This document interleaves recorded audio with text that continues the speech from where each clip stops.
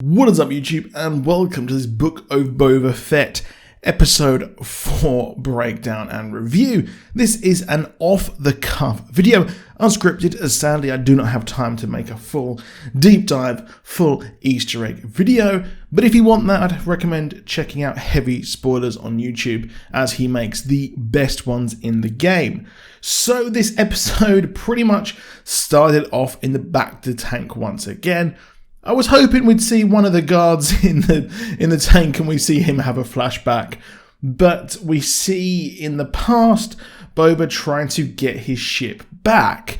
Now, interestingly, he calls it the Fire Spray gunship, not the Slave One. I believe it was last year, very controversially, that Disney or Lego started to call it something else, not the Slave One, which is very, very controversial because I don't really see a problem with the name personally, but it's modern day, isn't it? So the flashbacks continue after last week when we saw the Vespa mod gang fly around and people were not happy with that. I think that's probably one of the most hated Star Wars things I think I've heard of since The Last Jedi, but I personally did not mind it. However, we pretty much see, as in Mandalorian Season 1, we all expected that it was Boba Fett who found Fennec in that episode, which was really awesome. And we see him pick her up and takes her to the implant doctor, the Cyberpunk 2077 doctor, who is played by the singer-rapper Thundercat. I'd never heard of him until I saw it on Twitter. I might check out his music. But we see that Fennec has had a load of machine parts put in her. We did wonder how she survived that gut shot, but she's got that straight up C-3PO belly at the moment. And, well, she makes her sign a contract with him. He needs her to help him get back his ship and hopefully also his armor. And interestingly, Fennec says that the speeder bikers killing the Tuskers was incredibly unlikely after she says that, well, Boba Fett was dead. And interestingly, Boba says that there's too many guards to go and take out the Jabba's palace straight away, which is very unlike Boba. I was hoping that this series would have him in his armor kicking ass left, right and centre, but he's grown since the Tusken Raider arc. And very heartbreakingly, he sends his bantha away as they head into the palace. And, well, that's very hurtful. It's very, very gutting. And he said that he also thought he would leave this bounty hunting behind, but as Fennec says, there's who they are, really. Now they head in, and I really found this hilarious when they went in and they fought the droids. There was a sous chef one and a General Grievous alike, but gets his throat cut, which is interesting. I'm guessing there was an important microchip or something there, and that was pretty funny. I expect we'll probably get quite a lot of memes from that.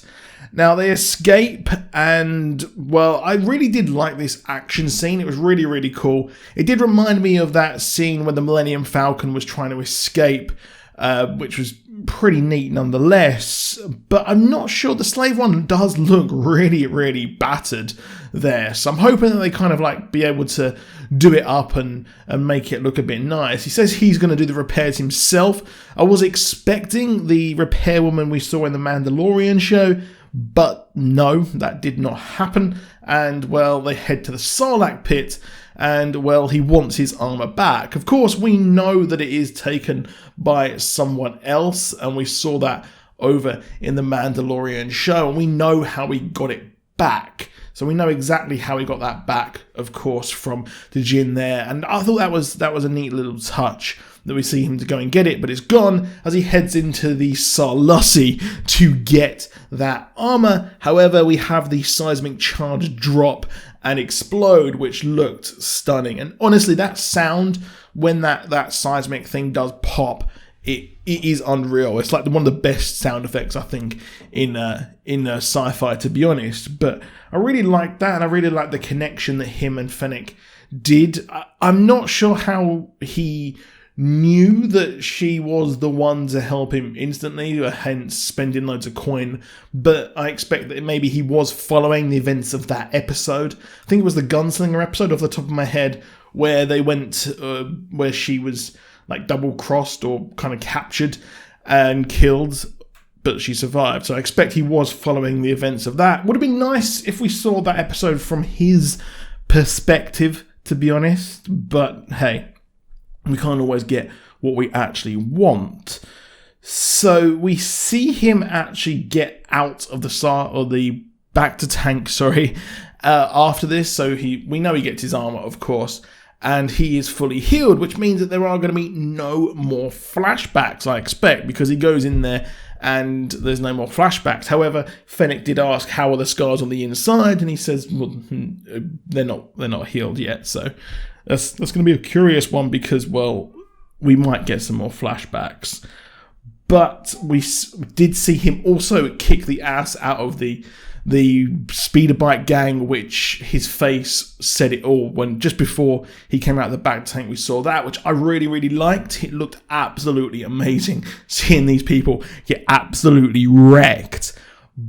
But I would have liked more of that. I would like more of this savage Boba that we're doing, but he's going to be more of a nice guy. He values a tribe now, as he said. So we also got to see him go, and we see something interesting. They're hunting down the Major Domo, and the mods are looking for him. Interestingly, I'm not sure if they said it last week, but they are called the mods now. Essentially a Quadrophenia bike gang there. And we see Black K once again at the cantina, and he goes a loco and beats up some Trandoshans. Well, in the past they did slight him. The Trandoshans were not very nice to him, and we see him lose it as the hostess tries to talk him down, saying that this type of action is not what happens now, but he's a crazy Wookiee. He doesn't care and rips off the dude's arm anyway, which is badass. So it was so cool. And we see Boba recruit him, which that was so obvious that was actually going to happen. I'm not sure. They didn't mention the whole life debt thing.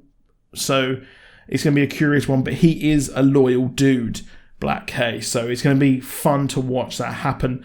And we see Boba try to recruit all of the crime families of Tatooine, but they settle for just being neutral against the Pikes, which means we're heading into the end game now, Tony, as they go in and try and take down the Pikes. So Boba will be doing it on his own. But interestingly, something crazy happened. I say crazy, that's a bit hyperbolic. But they talk about getting more muscle, and Fennec says you can get the right muscle for the right coin, and the Mandalorian theme plays. So will we see Pedro Pascal's Mandalorian in this show? I think that'd be pretty cool. It'd be a nice one, and it'd be a nice kind of payoff. I'd imagine that after the events of the first 2 seasons of The Mandalorian, he's like, I just want to do something simple. But that is it for this episode. I enjoyed that video, and episodes rather, so please drop a like down below if you enjoyed it, and subscribe with notifications on if you want more from us, and I'll see you soon, and goodbye.